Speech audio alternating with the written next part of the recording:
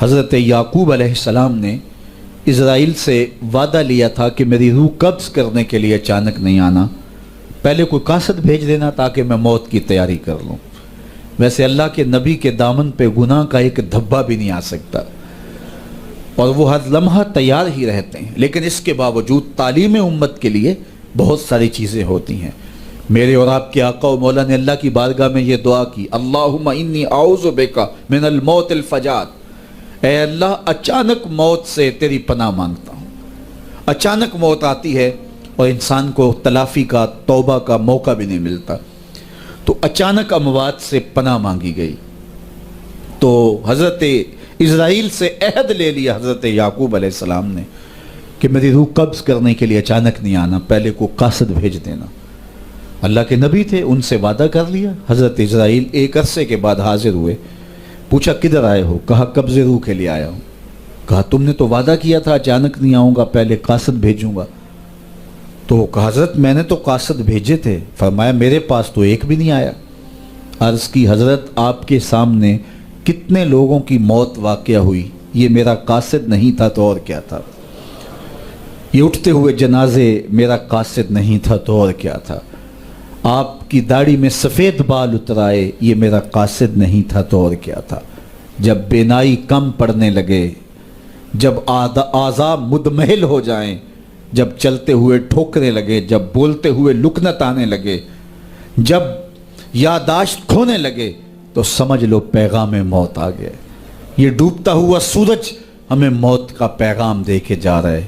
دیکھو کیسا بھنک پن تھا، کیسی دوپہر تھی، کیسی کرنوں کی تمازت اور حدت، شدت اور گرمی تھی، لیکن آج درد غروب سے زرد ہوا جا رہا ہوں۔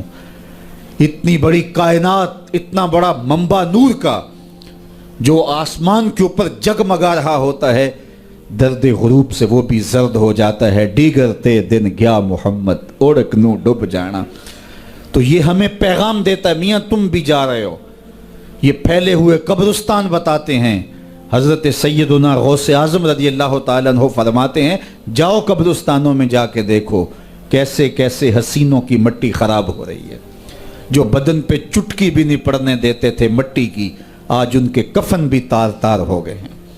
یہ ڈوبتا سورج، یہ اٹھتے جنازے، یہ پھیلی ہوئی قبریں، یہ بڑھاپا، یہ بالوں کی سفیدی، یہ کمر کا خم، یہ آنکھوں کی بینائی کا کم پڑ جانا، یہ اعضاء کا مدمحل ہو جانا، یہ چلتے ہوئے ٹھوکنے لگنا، بولتے ہوئے لکنت لگنا، یہ سب کچھ موت کا پیغام ہے۔ حضرت عمر بیٹھے تھے دربار میں، ایک شخص آ کے کھڑا ہو گیا، یا عمر لا تنسا موتک، عمر اپنی موت کو نہیں بھولنا۔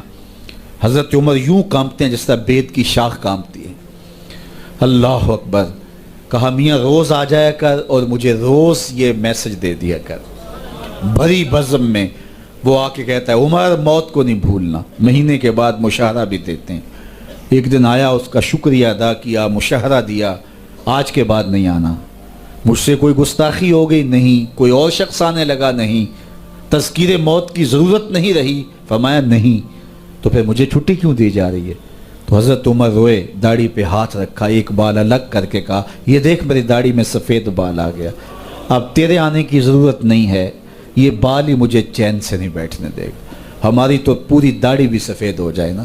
میاں صاحب بولے ہڈیاں کمبن، گوڈے کھڑکن تے اڑ گیا لک تیرا، اجے بھی بدیوں باز نہ آئیوں جیو مرد دلیرا، فما اصبرہم علی النار۔ اللہ قرآن میں فرماتا ہے لوگوں کا آگ پہ کتنا حوصلہ ہے، کتنا حوصلہ ہے لوگوں کا آگ پہ۔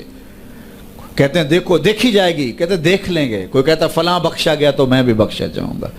کوئی کہتا ہے یہ جہاں مٹھا اگلا کس نے ڈٹھا، جاؤ قبرستانوں میں پوچھو دیکھا ہے کہ نہیں دیکھا ہے، کتنے کتنے حسینوں کی مٹی خراب ہو رہی ہے۔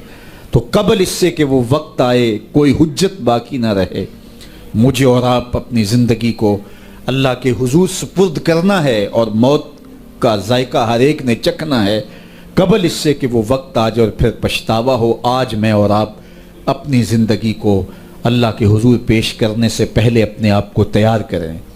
دو چیزیں دل کا زنگ اتارتی ہیں، کثرت کے ساتھ موت کی یاد اور قرآن مجید کی تلاوت۔ ادارت المصطفیٰ کی فکر لوگوں کو معاد سے جوڑنا اور کتاب اللہ سے ان کو مربوط کرنا ہے، اور اسی فکر کے اوپر ملک کے بلکہ دنیا کے ایک ایک گوشے پہ اس پیغام محبت کو پھیلایا جا رہا ہے، تاکہ اگر ہم اپنے دلوں کو مصفہ کرنا چاہیں، اپنے باطن کی پاکیزگی اور طہارت کا ساماں کرنا چاہیں، تو ہمیں یہ کرنا ہوگا۔ اور یہ نسخہ دلوں کی پاکیزگی کا، دلوں کی صفائی اور ستھرائی کا، یہ ہمارا کوئی ایجاد کردہ نسخہ نہیں ہے، یا کسی سنیاسی بابے کا نسخہ نہیں ہے، یہ دل و قلب و نگاہ کے مرشد اولین کا بتایا ہوا نسخہ ہے، دلوں کے طبیب کا بتایا ہوا نسخہ ہے کہ اگر آپ اپنے دل مصفہ کرنا چاہیں، باطن صاف کرنا چاہیں، تو قرآن مجید کی تلاوت اور کثرت کے ساتھ موت کی یاد،